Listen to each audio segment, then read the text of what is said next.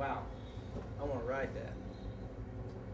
And it takes a lot. It takes a lot paying attention to detail, having a plan, getting people on board, but never forgetting that everything that we do is done through people. And when you forget about the human element, you're going to fail. So, I've rambled on enough. I'll open it up for questions. I don't know if I just hit the mark, but yeah. When do you think the energy absorbing cars will go into revenue service? We should start around September. Everybody gets like one question, and we do like a second round. So, Stephen Box, next question. Mike Lesher. I have a question for you about fuel efficiency and idling locomotives. Sure. And what your policy is. A lot of times when operators are at the end of their line, they'll keep things running for whatever purpose. What's your policy on? Was this a stage question? No, I don't. It's my pet peeve. Well, let me tell you something. When I got here, that's one of the first things I addressed was implementing the shutdown policy. And I don't know if you know what some of these idling locomotives burn per hour, but I came on board Friday the 16th. The 17th of April, on a Saturday, I was out at San Bernardino on a set of equipment that was setting all weekend. Guess what? It was all running. It's all what? It was all running. And I said, what do you think that this unit burns per hour? And they said, I don't know. Nobody ever asked me that. I said, well, let me tell you. You know, some of these HEP units that drive the... I was so proud of the guys because we shut them down. We isolate when we don't need it. If we have 2 units on a consist, we only have one running. The other one's isolated. I have pretty good ear for things. I was sitting at Pomona, doubleheader consist came by and I was listening. I think that trail locomotive was loading. I thought we put that policy out to shut it down. Oh, they're shut down. I said, you want to bet? You don't know how many Pepsis, Diet Pepsis people have owed me. Cases. But my policy is, you shut them down. And I was proud of the guys because Sunday when I was coming through town, I drove by our central maintenance facility.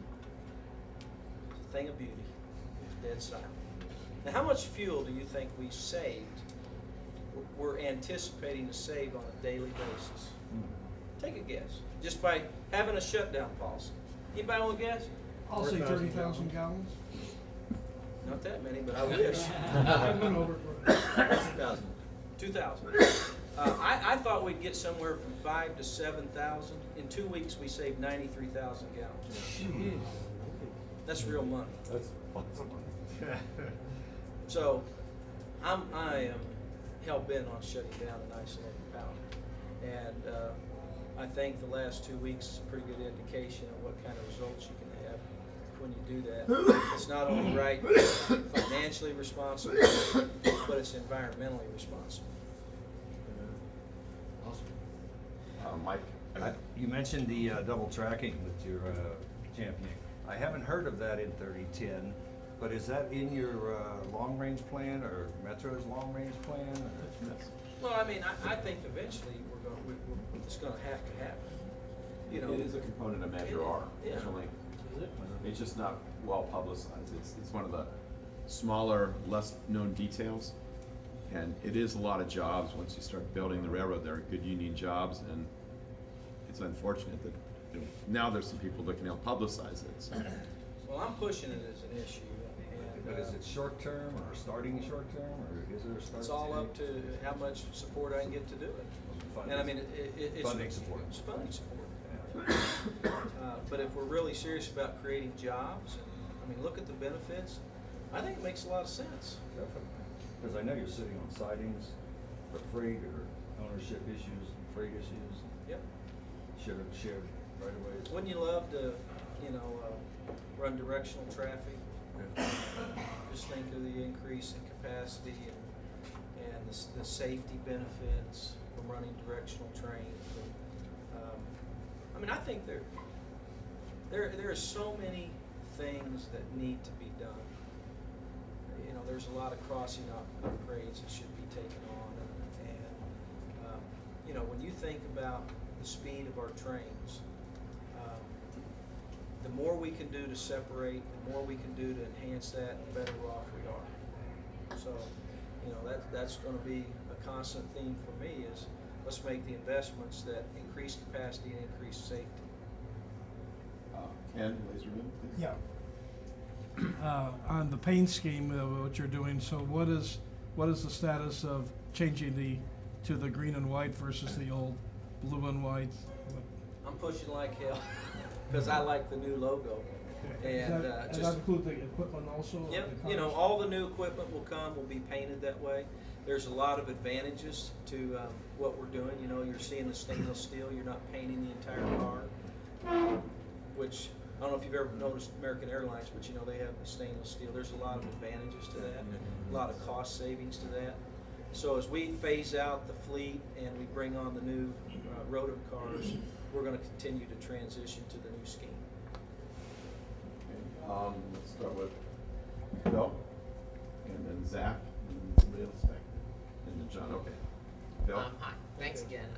First, I know people have talked before about electrifying Metrolink service. My question for you about that is if the funding was available to do it, how feasible is that considering the amount of time that the tracks are used for freight service? Well, you know, that's a very good question because I was in Sacramento last week. There's a lot of interest in that, and that's one reason I keep pushing this Tier 4 locomotives.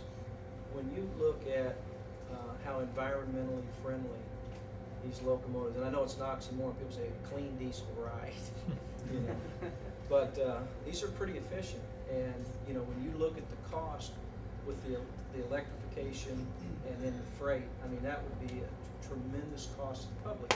And then what people don't realize, you still got to generate that power. That electricity to move that train's got to be created somewhere. How are you going to power it? You know, so the other thing that drives industry, and I think a lot of people get after this, I've been involved in economic development. What's the first thing a developer will look for when they look at a site location? One of the first things, other than taxes, Sewage, water, cost of electric, power. power.